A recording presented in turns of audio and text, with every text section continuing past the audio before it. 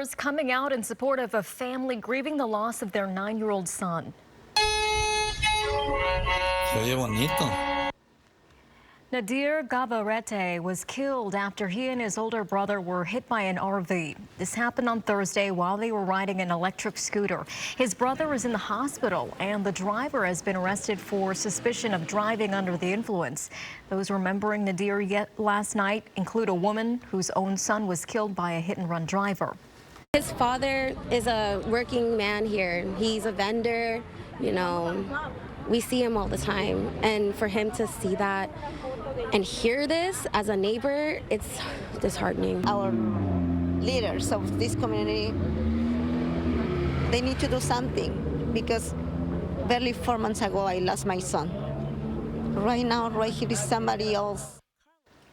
Nadir's brother Carlos is hospitalized in stable condition. The family has started a GoFundMe account to help cover his medical bills and pay for Nadir's funeral.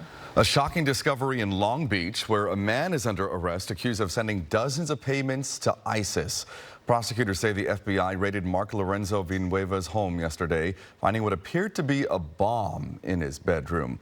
The FBI says Villanueva communicated on social media with two people who self-identified as ISIS fighters. The 28-year-old is charged with attempting to provide material support to a foreign terrorist organization. President Trump has fired the head of the Bureau of Labor Statistics. This after he claimed Friday's weaker than expected jobs report was rigged. That jobs report was released hours after the president imposed new tariffs on dozens of countries, triggering a stock market slide. ABC's Johnny Fernandez has more. President Trump abruptly firing Erica McIntyre, the nonpartisan economist responsible for government statistics on the job, claiming without evidence Friday's weaker than expected jobs report was, quote, manipulated. ABC's John Carl pressed the president. Mr. President, why did you fire the head of the Bureau of Labor Statistics? Because I think her numbers were wrong, just like I thought her numbers were wrong before the election, days before the election. In January 2024, the now former BLS commissioner was appointed by President Biden and overwhelmingly confirmed in the Senate.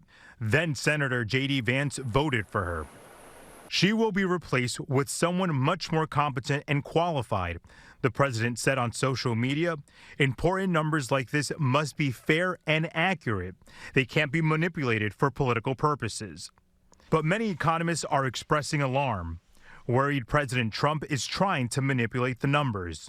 I am deeply concerned by this, and I think there are real long-lasting ramifications to these attempts to politicize what is one of the shining stars of the United States and makes us the envy of the world. The move comes after the job report showed the unemployment rate rose to 4.2%, and the economy added 73,000 jobs in the month of July, less than expected. Stocks tumbling as investors respond to that report, and President Trump's new tariffs set to take effect next week. Those tariffs impacting nearly 70 countries by raising the tax by at least 10% to as high as 40% on imported products. A federal appeals court is raising questions over President Trump's authority to impose tariffs without congressional approval. Johnny Fernandez, ABC News, New York.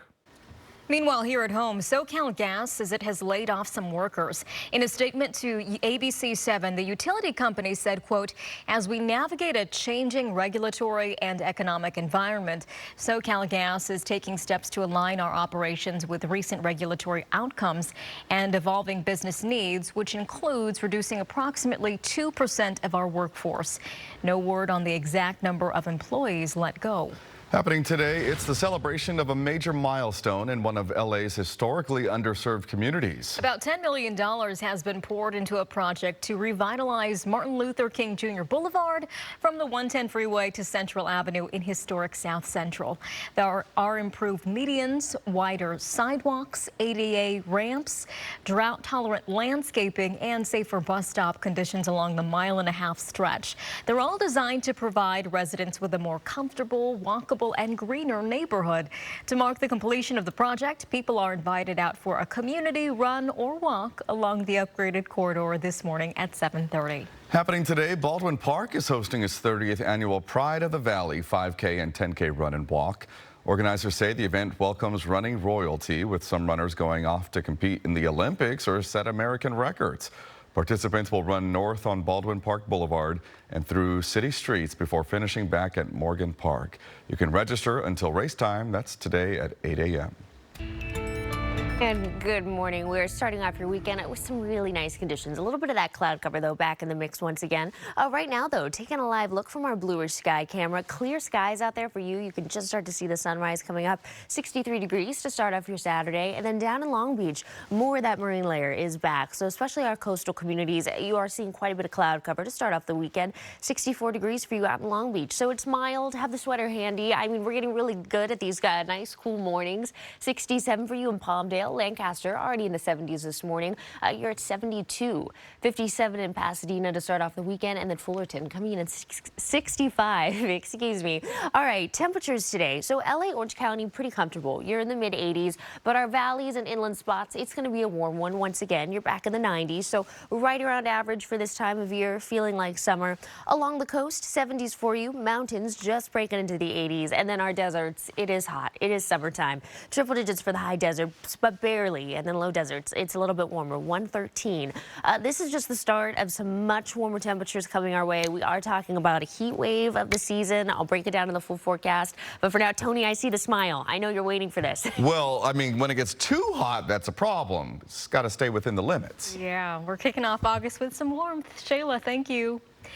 Going viral for all the wrong reasons, how a rant turned into legal trouble in Fullerton. Plus, shocking video showing the moment a ride snapped in half.